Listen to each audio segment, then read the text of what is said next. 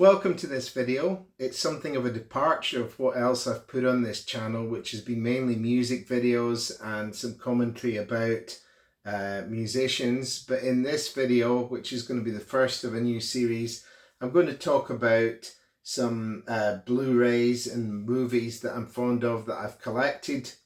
There's lots of unboxing videos on YouTube where people take a box of Blu-rays or 4Ks and talk about what's materially in the box.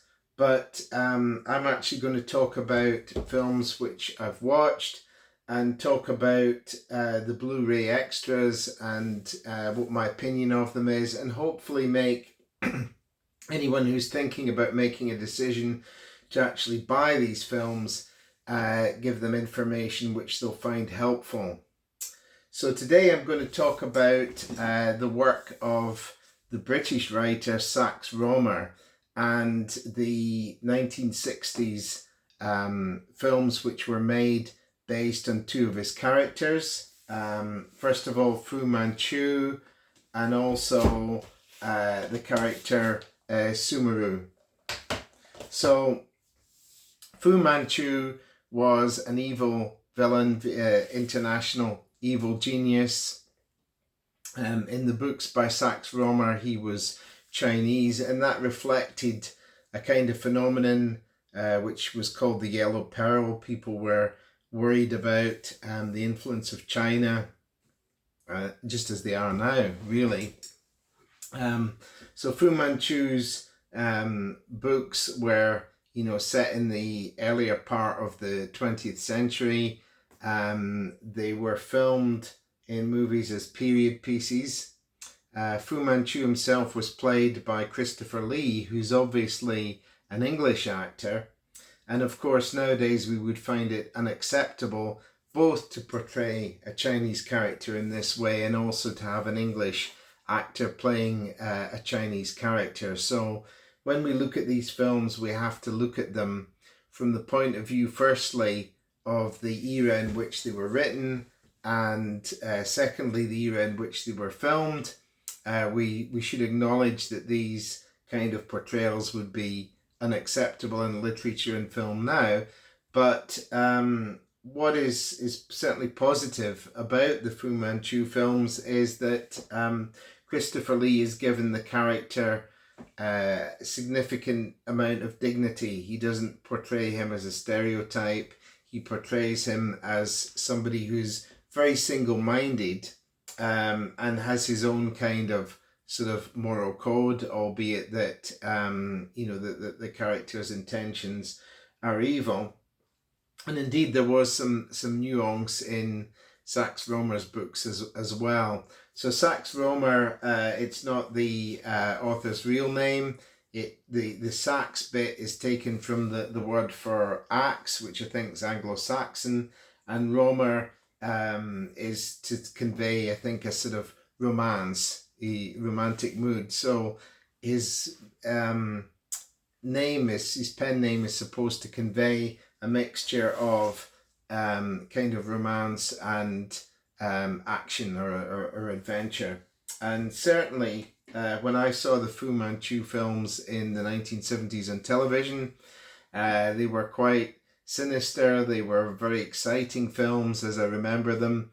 And so it was interesting for me to get this box set, which is come out from the Indicator label. I think it's now deleted. I don't think that you can buy it new.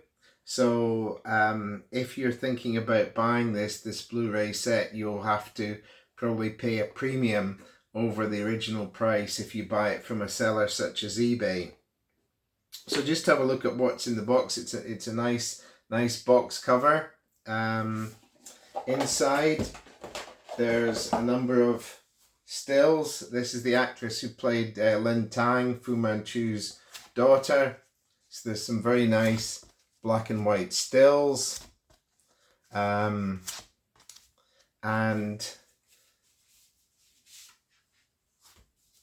there's also a poster here. So on one side it's the poster for the original film, Face of Fu Manchu. On the other side, it's a poster for the film Brides of Fu Manchu. Not that there were actually any brides in the film. You know, a lot of the names of these films don't really convey very much about what the actual content of the films is. So we've got the actual films in individual little cardboard boxes, which have some additional artwork in the inside. Now this is the sort of you could say exploitation movies of the 60s. They're kind of a little bit they're very pulpish. They've got a pulp mentality about them. You know, really they're kind of B movies. They would have been support features at the cinema. Certainly in Britain, we had what was called the Eddie Levy, which was that a percentage of the takings from foreign films was invested back into British cinema. Now in France, I think that this type of money was used to produce more arty and perhaps more worthy films. A lot of the films that were made in Britain as B pictures were a little bit sleazy and exploitative, as indeed these films to an extent are. Although they didn't have very strong ratings in the cinema in terms of, I think one of them was a U certificate. I think at the most they would have been PG generally. So they were kind of, despite the kind of sort of slightly sleazy pulp mentality, the films were very much aimed at, you know, potentially a young audience. And certainly when they were shown on TV, they were shown at a fairly early hour. There's also a very nice book which has lots of information about the films, and there's a lot of information on the extras in the movies. There's 5 Fu Manchu films, and 4 of them in this set have audio commentaries. The last one doesn't. And they were all produced by Allan Towers, who was a kind of fly-by-night producer, British producer, who would, I think he once boasted that he could go to anywhere in the world and within a few days he would have a film up and running and starting to be made. These films were often done on a very low budget, very quickly. I don't think Allan Towers was a good payer. Certainly one of the extras in one of these films is called The Check Is in the Post, you know, which is a reference to, you know, excuses that were given to actors sometimes about why they hadn't been paid. Allan Towers lived kind of on a sort of cash basis. He would go fly to places with a suitcase full of money and pay for everything that he needed to pay for making his films in cash. Sometimes some very interesting locations in these films. Now the best of the bunch of these films is definitely the first film, which is The Face of Fu Manchu. The film starts with Fu Manchu apparently being beheaded, and his nemesis, who's called Nayland Smith, who is played in this film by Nigel Green, and played very well. Sadly, he didn't play Nayland Smith in the other films, but this first film portrayal of by Nigel Green is excellent. He's a kind of Sherlock Holmes type character. He's got an assistant, Dr. Petrie, and between them they're a bit like Holmes and Watson. And the London that they inhabit, a London of fog and opium dens and such like, is very much like the London of Arthur Conan Doyle's Sherlock Holmes stories. And in fact, Conan Doyle and Romer were friends. In fact, So there's quite a lot of similarity. You know, if you're familiar with Sherlock Holmes stories, you'll probably get a similar ambience in the actual Fu Manchu books. Now, this is the best, as I said, this is the best film of the bunch. It's been restored from a 4K scan of the original negative. I mean, I'm not sure that I think the color and detail jumps out as much as I might expect from such a restoration, but it's certainly very watchable and it's a very enjoyable film. It goes along at quite a pace. It's a coherent story, which is important, and it's quite an exciting story. In this plot, Fu Manchu is planning to use chemical biological warfare, and is it biological warfare in this one, or is it? Anyway, I'm losing the plot a bit. He uses all sorts of sinister schemes, and in this film, in all the films, in fact, he has a sinister plot, which is all part of his overall design to take control of the world, and his goal is world domination. And in fact, at the end of every film, you will see usually a picture of Christopher Lee over whatever other actions on the screen, and he's saying in a sort of sinister, echoey voice, "The world will hear from me again." So you knew that even though at the end of each film his evil plot is thwarted and his base or whatever has been blown up or destroyed, that he's going to return again. So this first film, has the best budget of all, I think, and it's great. The next film, Brides of Fu Manchu, no, and the tagline is better wed than dead. It doesn't really, power and evil are joined in unholy wedlock. I mean, that doesn't really make a lot of sense when you see the film. But it's also an enjoyable film. I think it uses sets that look like they're out of maybe left over from some sort of Hammer Egyptian film or something. A lot of people think that the Fu Manchu films were made by Hammer because they have that kind of ambience behind them, but in fact, as I said before, they're produced by Harry Allan Towers, who's completely separate from Hammer. I think it's the presence of Christopher Lee that also associate people with Hammer. The next film is the Vengeance of Fu Manchu, and that film has. I'll just take this out. This is what was under the desk. That film is possibly the most lavish visually because it uses as a location sets which were set up by Shaw Brothers Studio in Hong Kong. So they've actually gone to Hong Kong to film this, and they use quite lavish sets, obviously from some of the Shaw Brothers. Probably from one of their martial arts films or whatever, and that film does look very impressive.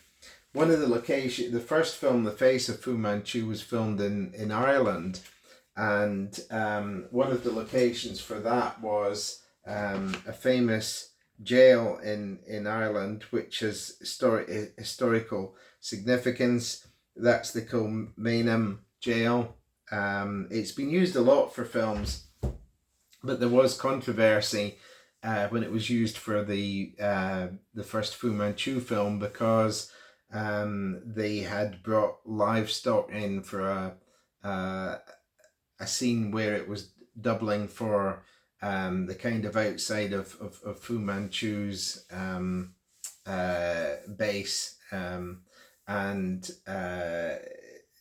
I think there was a view that was a bit sacrilegious because it has the site as special significance, and I think Harry Allan Towers had to pay off some people who were very upset about it, and also supply them with Guinness, I think was what happened. Now the last two films in the series are The Blood of Fu Manchu and The Castle of Fu Manchu. I think they seriously let the series down. I think they're very poor films compared with the first two films. Here's the interior of the Blood of Fu Manchu. They're both they're both directed by Jesse Franco, who was sort of famous as a kind of exploitation director. He did quite a number of films with Harry Allan Towers. I think there's a sort of debate within the film community about whether Harry Allan Towers is a genius or a sort of complete hack. I'm afraid I'm of the opinion that I don't think he's a very good director at all. Certainly I think these two Fu Manchu films are boring compared with the other films which were made of Fu Manchu. And they also don't hang together very well. In The Blood of Fu Manchu, the locations are in South America, and there's a kind of Mexican bandit type character, and it feels at some point that it's drifting into being a spaghetti western rather than a Fu Manchu film. You know, the bandit's supposedly an agent of Fu Manchu, but I can't imagine Fu Manchu having any truck with somebody like this kind of bandit, and I think it's just got completely the wrong tone as a film. I think that in terms of The Castle of Fu Manchu, I think that film really is a bit of a mess, really. I mean, it consists of, it takes on footage from 3 other films. There's some footage taken from the other Sax Roma related film, The Ghetto from Rio, which is totally inappropriate, and it caused a great deal of controversy because Shirley Eaton was billed as an actress in this film, and she didn't actually take part in the filming of it at all. They just stole footage that was made for this other film. And it also takes footage from A Night to Remember. You know, there's a scene where Fu Manchu is supposedly making a boat, a great ship sink, and it's actually footage of the Titanic sinking in this film, A Night to Remember. There's a scene about a dam bursting, and that's taken from another film. I can't remember what it was called. And there's also some footage from an earlier Fu Manchu film.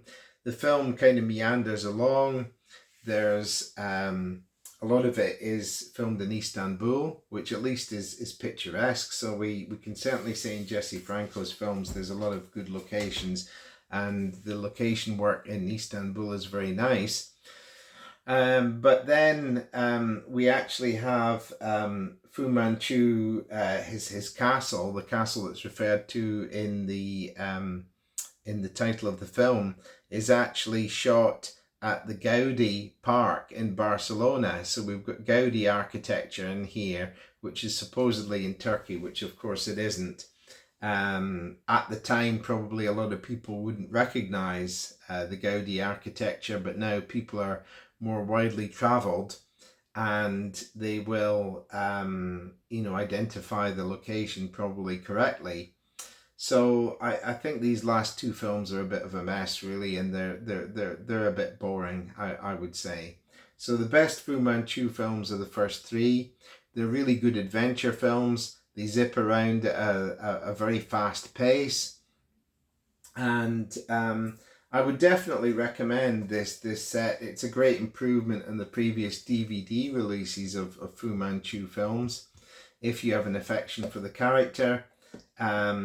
I think that the restorations are perfectly reasonable. If not particularly exciting, and I think it's I think all the information that's given about the films, as I said, there's audio commentaries which are very knowledgeable. there's some long interviews with different people that have been involved with the films, but a lot of these aren't actually anything to do with the Fu Manchu films particularly. They're not specified against that. There's certainly a lot to see and like in this box set. If you like the character, if you can get over the kind of sensibilities of the films which don't gel with modern sensibilities, if you can put that to one side, just enjoy them as adventure films, then the first three films are certainly very good. Okay, so I hope you found that of interest. If you have the films already and you've watched them, you know, let me know, comments below. If you like this video, please put a like, please subscribe. I'm going to do some more film related videos. And thank you if you got this far, right till the end. I mean, I think the YouTube stats suggest a lot of people watch about 3 seconds and then log off of people's videos. So if you actually watched all or most of this, then you get a big thumbs up from me. And I hope you'll watch the other videos that I'm posting.